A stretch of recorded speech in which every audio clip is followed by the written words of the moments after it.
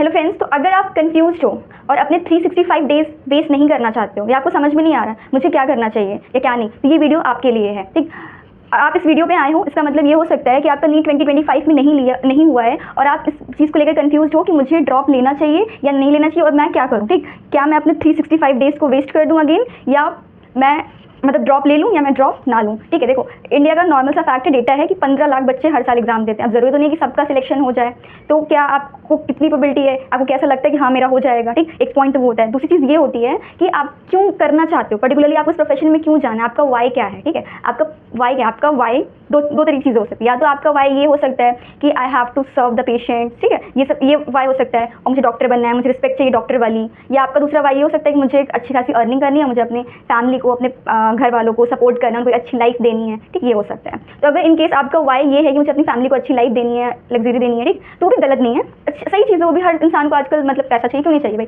सबको, और ये लाइफ का मोटिवेशन है अल्टीमेटली, सबको चाहिए। ठीक है, तो ये कोई गलत नहीं है। अगर आपका ये है तो उसके लिए तो आपके पास बहुत सारे अदर ऑप्शन है। 15 लाख बच्चे दे रहे हो, उसमें सिलेक्शन रेशियो ऑब्वियस सी बात है बहुत कम होगा, तो उसमें आपके पास बहुत ऑप्शन है। मान लो आपने एक बार देके ट्राई कर लिया, आपने 2 बार देख के ट्राई कर लिया, अब आपको समझ में 2 बार इंसान को समझ में आ जाता है क्या 2 बार में कि हाँ मेरा होगा कि नहीं होगा। नहीं हो रहा है तो मेरे हिसाब से उस चीज़ को छोड़ देना चाहिए, उसके पीछे इतना भी नहीं पड़ना चाहिए। ठीक है, मतलब कहने का मतलब ये नहीं कि आप अगर आपका केस सिनेरियो दूसरा है तो आप अदर ऑप्शंस भी ऑप्ट कर सकते हो। अदर ऑप्शंस में आपके पास बहुत सारे ऑप्शन, जैसे कि अगर बात करें नर्सिंग में, तो नर्सिंग बहुत अच्छा प्रोग्रेसिव फील्ड है, मतलब 80,000 90,000 उसमें सैलरी मिल रही है। या और भी बहुत से गवर्नमेंट की फील्ड है, फार्मेसी है, आपका सोशल वर्कर है, मेंटल साइंस है, मतलब बहुत से लॉट ऑफ फील्ड्स हैं जिसको भी आप एक्सप्लोर कर सकते हो, उसमें जा सकते हो। ठीक, उसमें कमा सकते हो। और अगर आपका वाई, मान लो पहला वाला पॉइंट था, आपका वाई ये है कि मुझे सर्व करना है, मुझे डॉक्टर ही बनना है। ठीक, और आपकी फाइनेंशियल कंडीशन, ये भी डिपेंड करता है। अगर आपकी फाइनेंशियल कंडीशन घर की अच्छी है, पेरेंट्स अफोर्ड कर सकते हैं आपको पढ़ाना, आप पढ़ाई से बहुत ज़्यादा फ्रस्ट्रेटेड नहीं हो, ठीक है, आप कर पा रहे हो, आप मोटिवेटेड हो, तो ऑफकोर्स आप ड्रॉप लो और आप पढ़ो और ऑफकोर्स डॉक्टर बन करके नेशन को सर्व करो। लेकिन आप पढ़ाई से बहुत ज़्यादा फ्रस्ट्रेट हो चुके हो, बिल्कुल थोड़ी फाइनेंशियल कंडीशन उतनी अच्छी नहीं है, पेरेंट्स सपोर्ट नहीं कर पा रहे हैं, है ना, तो फिर तो हमें खुद ही कुछ करना पड़ता है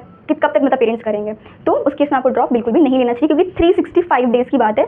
आज से 3 साल पहले लगभग मेरे दिमाग में भी यही क्वेश्चन था, यही चीज़ क्वेश्चन को लेकर के मैं भी ऐसे करके अपना फीड यूट्यूब स्क्रॉल करती रहती थी कि क्या करूँ मैं, मुझे समझ नहीं आता था, क्योंकि मेरे भी नीट में उतना स्कोर नहीं आया था, तो उस टाइम मुझे नहीं समझ में आता कि मुझे क्या करना चाहिए। तो मैं गाइडेंस के लिए मैं भी वीडियोज़ वगैरह टैप करके टिप करके देखती रहती थी मुझे क्या करना चाहिए, मुझे लिटरली नहीं समझ में आता था। ठीक, तो इस प्रोफेशन में मैं बाय चॉइस नहीं आई थी, इस प्रोफेशन ने मुझे चूज़ किया, ठीक, that was not my choice. But अब इस प्रोफेशन में आने के बाद मुझे पता चला कि नहीं, I am at the right place.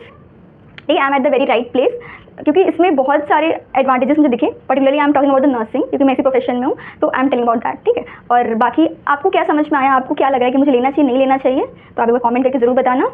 और टेक केयर, अपना ध्यान रखो, अपना ख्याल रखो। ठीक है, कोई भी एग्जाम, कोई भी चीज़ इतनी बड़ी नहीं होती कि जो आपका फ्यूचर डिसाइड करे। ठीक है, कभी कभी गॉड के plans are better than our plans. ठीक है, और अपनी कैपेबिलिटी को एक एग्जाम के बेसिस पे कभी मत जज करो। ठीक है, एल्बर्ट आइंस्टाइन ने एक बार कहा था, डोंट जज a fish by its ability to climb a tree.